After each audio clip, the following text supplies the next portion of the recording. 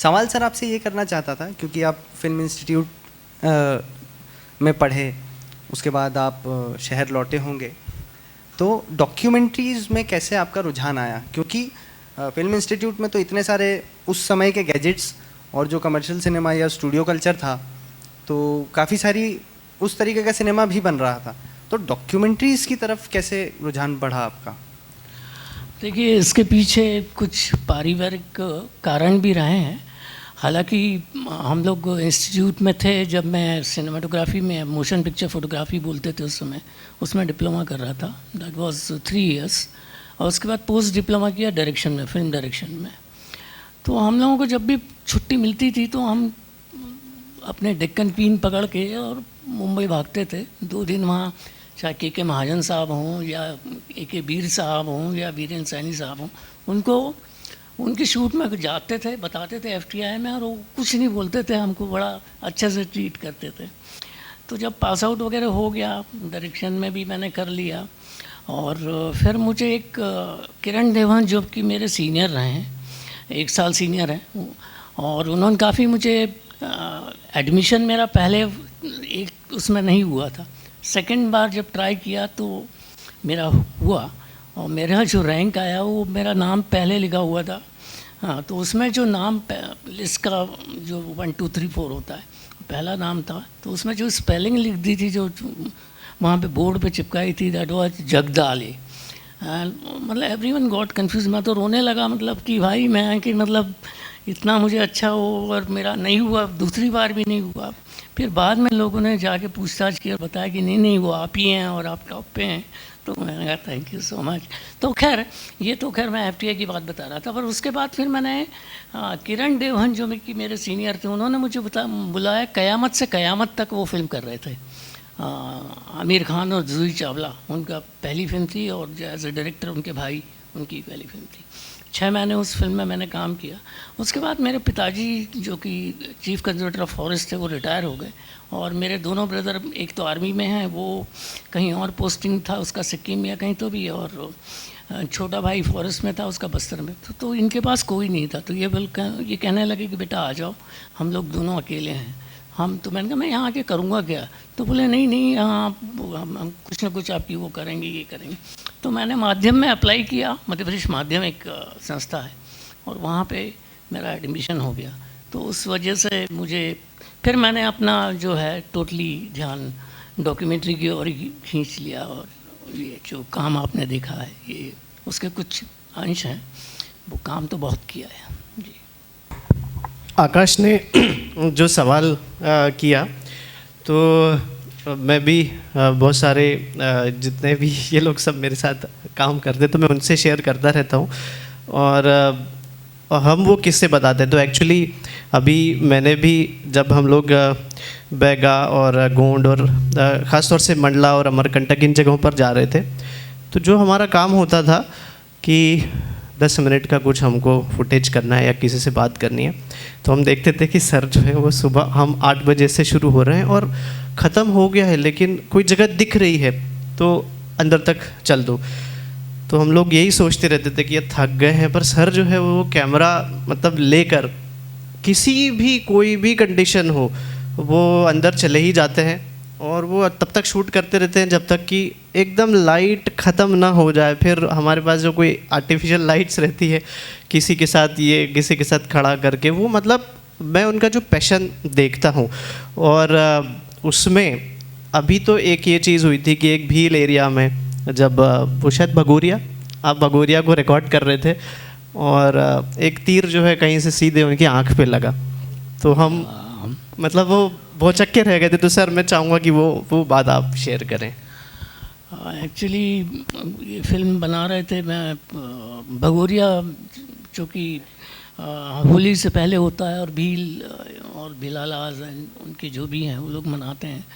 तो मैं उसको बहुत कलरफुल उनके ड्रेसेस होते हैं, वो ऐसे सच धज के घर से निकलते हैं, और ये तो मेरा काफ़ी पैशन था कि मैं इनके ऊपर कुछ डॉक्यूमेंट्री बनाऊँ कुछ। और मैं हर साल वो भगोरिया में चला ही जाता था, कभी छुट्टी लेके, कभी ऑफिशियल। तो एक बार ऐसा हुआ कि मैं भगोरिया का वो शूट कर रहा था, और वहाँ पे ये लोग धनुष बाण लिए नाच रहे थे, और फिर वो हालांकि सब लोग महुआ और ताड़ी और वो सब पीते हैं, तो वो उन लोगों ने भी पी रखी थी, और फिर एक ने मेरे ऊपर ऐसा धनुष यूँ खींचा, और मैं कैमरा लेके अपना बैठा हुआ, तो मैंने कहा करेगा क्या, और उसने चला दिया, और सीधा वो आँख मेरी मतलब लिटरली बच गई है, पूरा यहाँ से ऐसे तीर निकल गया था कैसे, तो भी खून वगैरह ये वो वहाँ से जो भी गाड़ी थी।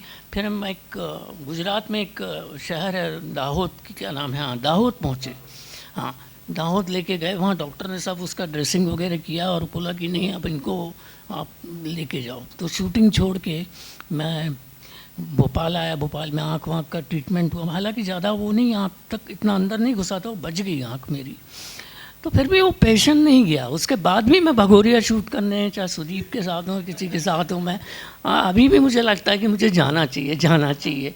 और जब कैमरा हाथ में होता है तो मुझे मतलब ऐसा लगता है, मैं मोस्टली कैंडिड शूट करना पसंद करता हूँ, मतलब ये नहीं कि आप जो की एक लाइट लगा लिए और ये किया और वो, आपने देखा ही होगा जितना भी है मेरा मोस्टली कैंडिड ही मेरा काम रहा है। सर वो ट्राइबल म्यूज़ियम में जब हम एक रात को शूट कर रहे थे रामलीला, और ठंड थी, बहुत ठंड थी, शायद ठंड के मौसम में ही कर रहे थे, लगभग 4-5 डिग्री तो टेम्परेचर था। और सर कभी कभी कहते हैं कि यार मैं 70 साल का हो गया हूँ, मतलब कभी कभी वो उम्र को लेके बताते रहते हैं, लेकिन हम देखते हैं कि हम प्लानिंग तो कर रहे हैं सुबह से लेके 8 बजे 9 बजे जो भी कॉल टाइम होता है, तो हम टाइमिंग तो लेके कर रहे हैं, फिर दिन में भी हम देख रहे हैं, और रात को लगभग 1 बज गया था, बहुत ठंड थी, और वो जो पत्थरों का जो स्टेज है वहाँ पर कुछ शूट कर रहे थे, और 2-3 कैमरे से हम काम कर रहे थे, और थोड़ी सी देर में आवाज़ आई तो वो पत्थरों से नीचे गिर गए थे। तो मतलब मैंने उनको देखा कि हम लोग मतलब कई बार ऐसा सोचते हैं कि देख रहे हैं, पर सर ऐसे खो जाते हैं काम करते करते, उनको पता ही नहीं चलता कि कौन सी जगह पर क्या रखा है। और फिर रात को लगभग 1-1:30 बजे तक, यानी कि 15-16 घंटे तो हम सुबह से रोज़ काम कर ही रहे थे, और फिर रात को 1:30 बजे तक भी वो काम कर रहे थे, तो फिर वो गिर गए, तो अगले दिन फिर सुबह रेडी। तो ये जो पैशन है, मैं बस यही चाह रहा था कि हमारे जो यंगस्टर्स हैं वो ये सारी चीज़ों को देखें, इस चीज़ को समझें। और एक चीज़ जो मेरा सवाल था, जिससे कि हमने इस सेशन को लेकर क्यूरेट करने की बात की थी, कि किसी लोकेशन को लेकर या किसी सब्जेक्ट को लेकर, एक तो होता है कि या तो हम कुछ किताबें पढ़ लें और उसके बाद उसमें अप्रोच करें, और एक होता है या कुछ लोगों से बातचीत कर लें, और एक है उस लोकेशन पे या उस जगह पर ज़्यादा से ज़्यादा टाइम बिताना।